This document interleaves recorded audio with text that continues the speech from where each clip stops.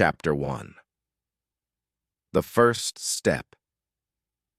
The sky was gray and the air was cold as I stood outside my small apartment with a backpack on my back and my heart beating fast because I knew today I was leaving everything behind and starting something new. My shoes were old but comfortable, and my bag was not heavy because I only packed the things I really needed: a bottle of water, 2 sandwiches, 1 t-shirt, a raincoat, and a small English phrase book I bought from a second-hand store. I had no hotel booked, no map printed, and no plan for where I would sleep that night because I wanted this walk to be about freedom, not comfort. I looked around the street one more time, took a deep breath, and started walking slowly past the shops and houses I had seen every day for years. At first, it felt like a normal walk in my city, but after 1 hour, I reached the last bus stop and passed it, and I knew this was the beginning of something real. The road was quiet and the city was behind me, and now I saw only trees, fields, and long streets that I had never walked before. I was not strong, I was not rich, and my English was not very good, but with every step I took, I felt more brave, more alive, and more free. For the first time in my life, I was not waiting for something to change. I was the one changing things. And even though I didn't know what I would find, I was excited to find out. So I kept walking with the cold wind on my face and the sound of my footsteps on the road, and I smiled because I knew this was only the beginning. Chapter 2. The Gas Station. Encounter. After walking for many hours, my legs started to feel tired and I was getting hungry, and the sandwiches in my bag were already gone, so I looked around and saw a small gas station on the side of the road and decided to stop there to rest for a moment. I walked inside and the place was warm and quiet, and there was a man behind the counter reading a magazine and drinking coffee. He looked at me and smiled and said something in English, but I didn't understand everything, so I smiled back and said slowly, "I am walking and I am tired. Can I sit here for a moment?" He nodded and said, "Sure, take your time," and pointed to a small table near the window where I sat down and took off my backpack. I opened my phrase book and tried to find the words I needed, and after a few minutes, I stood up and said, "Can I buy coffee?" And he smiled and said, "Of course," and made one for me. I paid him with coins and sat again and looked out the window thinking about how nice it was to be inside and safe for a while. The man walked over to my table and asked, "Where are you going?" And I answered slowly, "I don't know exactly, but I want to walk across countries and speak English with people." He laughed and said, "That is a crazy idea, but I like it," and then asked, "Are you alone?" And I said, "Yes, just me and my feet." He shook his head and said, "Be careful. The road can be hard, but you are brave." His words made me feel strong, even though I was tired. We talked for a few more minutes, and I made mistakes in my English, but I didn't care because I was speaking and he understood me. Before I left, he gave me a bottle of water and said, "For the road," and I thanked him and smiled as I walked away from the gas station. I felt proud because this was my first real conversation in English, and I didn't give up.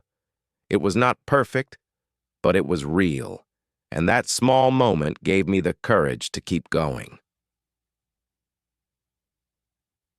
Chapter 3. Sleeping Under the Stars.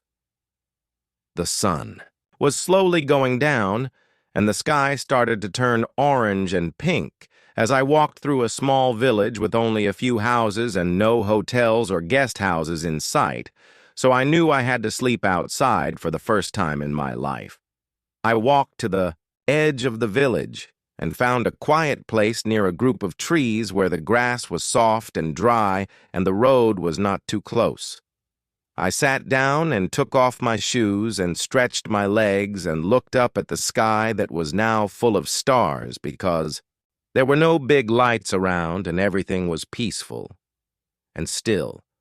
I ate the last cookie from my backpack and drank some water and used my jacket as a pillow as I lay on the ground and listened to the sounds of nature.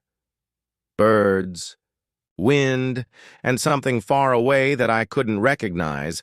I felt a little scared because I had never slept outside before, and every small noise made me open my eyes. But I told myself this was part of the adventure and part of the challenge I had chosen.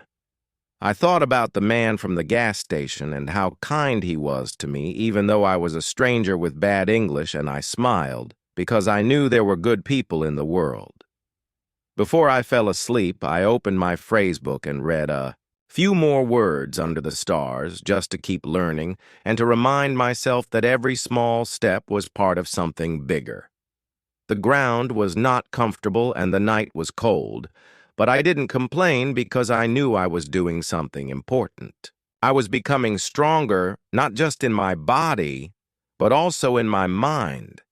And when I finally closed my eyes, I felt proud because I didn't quit. Even when it was hard, I was still walking, still learning, still becoming the person I wanted to be. Chapter 4. The Border Town. After walking for 2 more days through small villages and empty roads, I finally reached a town near the border of the next country. And I could feel that something was different, because there were more people, more cars, and I could see signs in 2 different languages. I stopped at a small shop to buy water and snacks, and I practiced my English with the woman at the counter who smiled and said, "Your English is good. Are you a tourist?" And I said, "No, I am walking across countries to practice English and find freedom." She looked surprised and said, "That is a long journey, be careful." And I thanked her and continued walking toward the border. When I arrived at the checkpoint, a man in a dark uniform stopped me and asked, "Where are you going?" And I answered, "I want to cross and walk through your country. I am a traveler." He looked at my small backpack and asked more questions, and I tried to answer them clearly, but I was nervous, and my English was not perfect. He asked, "Do you have a place to stay?" And I said, "No. I walk and sleep outside sometimes." He looked serious and said, "That is not safe. Do you have money or someone waiting for you?" I said, "I have a little money and I hope to meet people and find help when I need it." The man called another officer and they spoke in their own language for a minute, and then the second officer came to me and said, "You are not doing anything wrong, but this is not common. Why are you doing this?" I looked at him and said slowly, "I want to learn English and live free. I want to test myself and become stronger." He looked at me for a long second and then he smiled and said, "That is not something we hear every day, but I like it. You can pass." He gave me a small paper with a number and said, "If you have problems in this country, call this number. We help travelers like you." Sometimes I said thank you many times and walked past the border, feeling light and strong because I just crossed into a new country by using my English and my honesty. It was not easy, but I did it, and every small win made me believe more in myself and my mission. Chapter 5. The Stranger in the Cafe. The first city I reached after crossing the border was bigger than I expected, and after walking for many hours through its busy streets, I decided to stop at a small cafe that looked quiet and friendly with yellow chairs outside and music playing from a radio. Inside, I ordered a coffee and a sandwich using my English and sat down near the window where I could watch people walk by and feel like I was part of something bigger. As I sipped my drink, opened my small notebook where I wrote new English words and sentences every day, and I started reviewing them slowly, whispering each one to myself. After a few minutes, a man sitting at the next table turned to me and said, "Are you learning English?" And I smiled and said, "Yes. I try to speak and understand more every day." He laughed and said, "Me too, but I started 10 years ago." We both laughed and started talking, and I learned his name was Daniel, and he was from another country just like me, but had moved here for work, and now lived in this city. He told me about his first years in a new country and how difficult it was at the beginning when he couldn't understand anything and felt alone all the time. I listened carefully and nodded and told him my story. How I was walking across countries with only a backpack and English. He looked impressed and said, "That takes courage. Most people are too afraid to try something like that." We talked for almost an hour, and he corrected some of my sentences and taught me new words, and I wrote them all down because I knew they were valuable. Before I left the cafe, he gave me his number and said, "If you pass through this city again, let's meet." That small meeting changed something in me because for the first time I had a long conversation in English that felt natural, relaxed, and full of meaning. I didn't feel like a student anymore. I felt like someone living a new life. And as I walked out of the cafe and back into the busy streets, I smiled and said to myself, "This is working. I am really changing. Not just my language, but also who I am." Chapter 6. The Rain and the Decision. The next morning, the sky was dark and heavy, and I could smell the rain in the air as I walked along a narrow country road with trees on both sides, and no houses in sight, and I started to feel that something was coming. Soon the first drops fell, and then the rain became stronger and colder, and the wind pushed against my face as I pulled my hood over my head and tried to keep walking even. Though the road was turning to mud, I had no umbrella, and my raincoat was old and thin, so after 20 minutes I was completely wet, and my shoes made a squishing sound with every step, and my body felt tired and heavy. I looked around for a place to hide from the rain, but there was nothing, only trees and grass and a road that never seemed to end. In that moment, I started to ask myself, why am I doing this? What is the point of walking in the rain with wet socks and no warm food or bed waiting for me? I thought about my friends back home who were sitting in cafes drinking coffee or watching movies on their phones while I was here, cold and alone in the middle of nowhere. The idea of quitting came into my mind, and it stayed there for a while, and I didn't try to push it away. But then I remembered the man at the gas station, the officer at the border, and the stranger in the cafe, and how all of them looked at me with respect because I was doing something difficult, and I remembered my own promise. 90 days, no excuses. So I kept walking even though the rain didn't stop and my feet were sore and my clothes were wet because I knew that pain is temporary, but quitting lasts forever. I told myself, you are. Not made of paper, you are not weak. You can keep going. And after 2 more hours, the rain finally slowed down, and I saw a small wooden bus stop with a roof, and I sat under it and took off my shoes and laughed quietly because I didn't stop.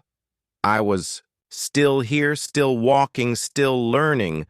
That day didn't feel like a victory, but deep inside I knew it was one of the most important days of the journey because I stayed, because I didn't give up. Chapter 7. The Music in the Park. few days. Later, I arrived in a new city that was full of color and life, and after walking through its busy streets, I found a small park with trees, benches, and a fountain in the middle where many people were sitting, relaxing, and enjoying the sun. I was tired, but happy, because the weather was warm and my clothes were finally dry, and I sat on a bench and looked at the people around me laughing, talking, and eating lunch with their friends. Then I heard music and turned my head and saw a group of young people playing guitar, singing, and clapping, and their voices were strong and full of joy and energy. I didn't understand every word of the song, but I could feel the meaning through the sound, and the faces of the people who were listening. One of the singers noticed me and smiled, and after the song ended, she walked over and said, "You like the music?" And I smiled and said, "Yes, it was beautiful, even though I don't understand everything." She laughed and said, "That's okay. Music is for everyone, even if you don't understand all the words." We started talking, and she told me her name was Lila and that she and her friends played music every weekend in this park to bring people together and share happiness. I told her I was walking through countries to learn English, and she said, "That is amazing. Do you want to learn one of our songs?" I said yes, and she gave me a small paper with lyrics and showed me how to say the words slowly and clearly. At first, I was shy, but soon I was singing quietly with her and trying to follow the rhythm, and I didn't care about making mistakes because everyone was smiling and helping me. In that moment, I realized something new, that learning English was not only about books and phrases, it was also about feelings, rhythm, connection, and joy. After we finished the song, everyone clapped, and I felt like I was part of something big, even if just for a short time. When I left the park, I had the lyrics in my pocket and a warm feeling in my heart because English was becoming not just a tool, but a part of my new life, and I knew that I would remember that song and that afternoon forever. Chapter 8. The Mountain. Pass after. Leaving the city, I followed a long road that slowly turned into hills and then into mountains, and the air became colder and thinner, and every step started to feel heavier.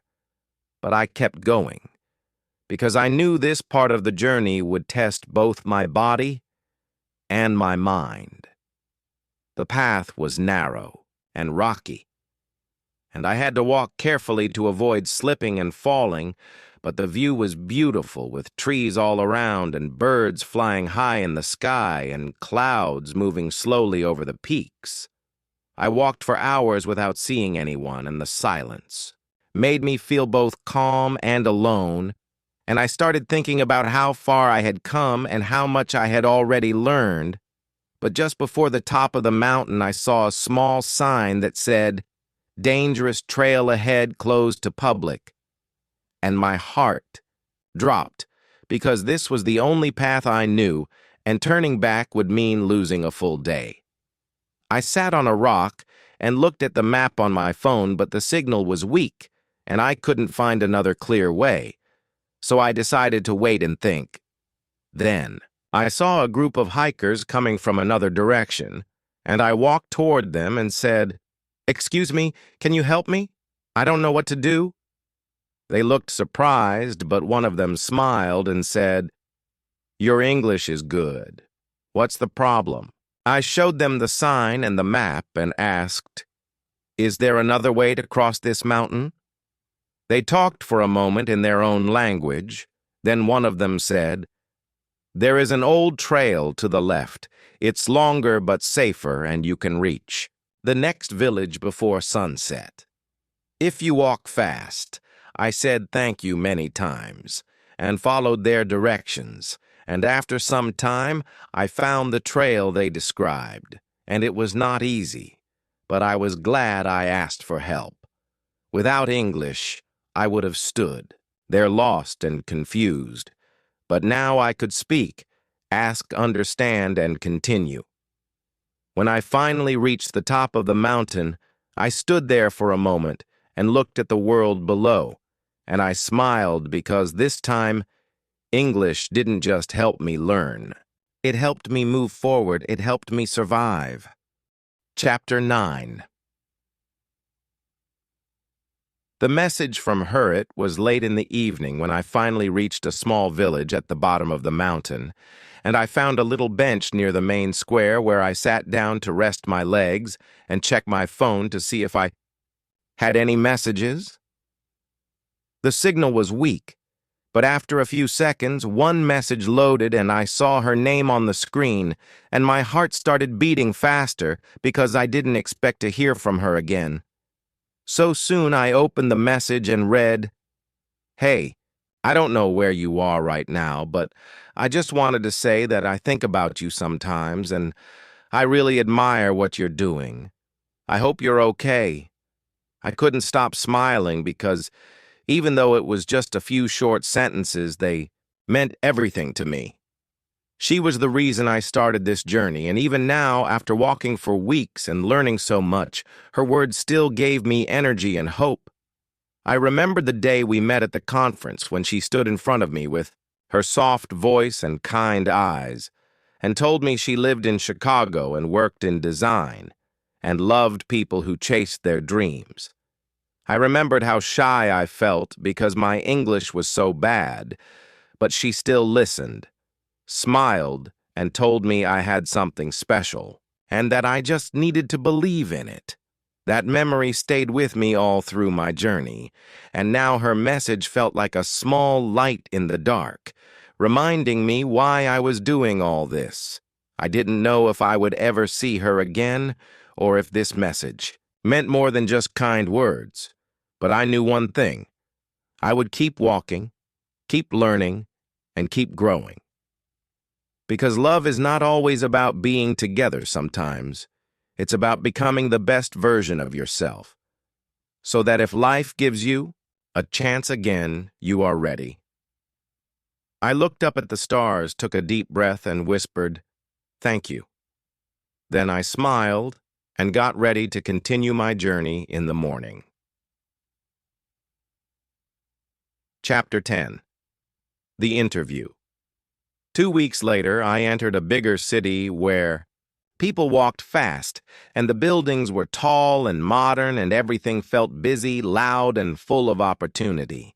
So I decided it was time to test my English.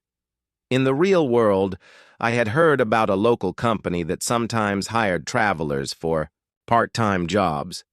And when I walked past their office, I saw a small sign in the window that said, "Now hiring." I stood there for a few minutes and thought, should I try even if my English is not perfect? My heart was beating fast, but I remembered why I started this journey and told myself, you didn't walk this far to be afraid. Now I walked in, and a woman at the front desk said, "Hello, how can I help you?" And I answered, "I saw the sign and I want to ask about the job." She looked at me and said, "Do you have a resume?" And I said, "No, I don't have one, but I can explain my story and what I can do." She smiled and said, "Wait one moment, I will call the manager." A few minutes later, a man came out and shook my hand and asked, "So tell me about yourself." I took a deep breath and said, "My name is Emile. I come from a small town, and I am walking through countries to learn English and grow. I have no papers, but I work hard and I learn fast." He looked surprised and said, "That's a unique introduction. What kind of work have you done?" Before I told him about fixing things, helping at a small bakery, doing simple deliveries, and how I practiced English every day during the trip, he asked, "Why do you want to work here?"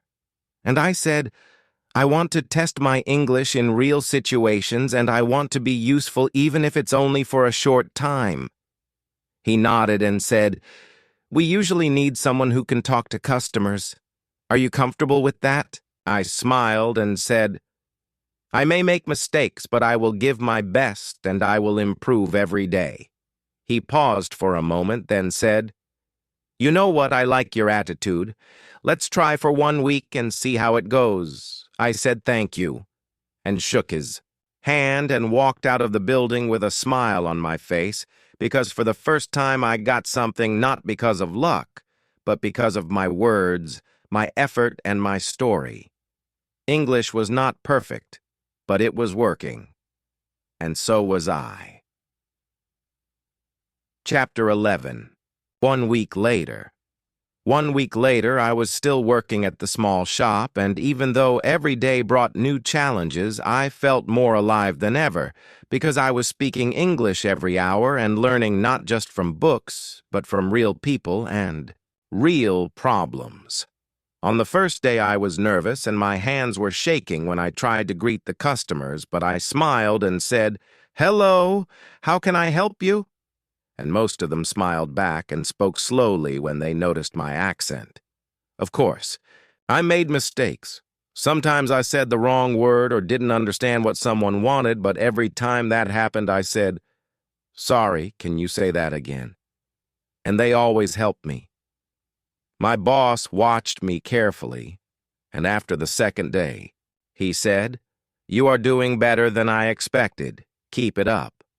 Each evening, I wrote down the new words I heard at work, like receipt, return, change, customer, and I practiced them out loud while walking back to the place where I was staying. There was one moment I'll never forget.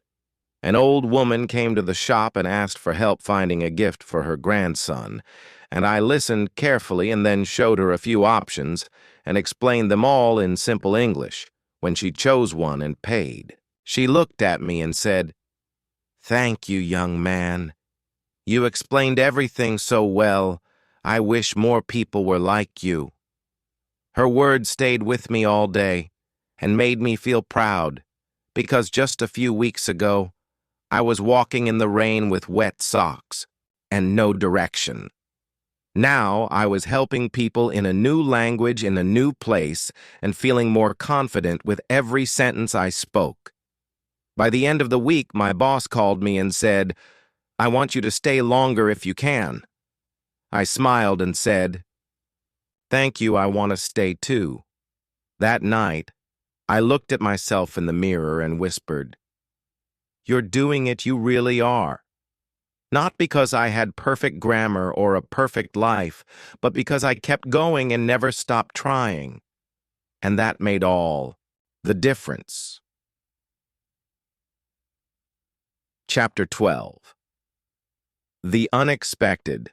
Callot was a quiet Sunday afternoon, and I was sitting near the window in the little room I was renting, looking out at the street drinking tea and thinking about how far I had come in just a few months, when my phone suddenly rang and I saw a number I didn't know.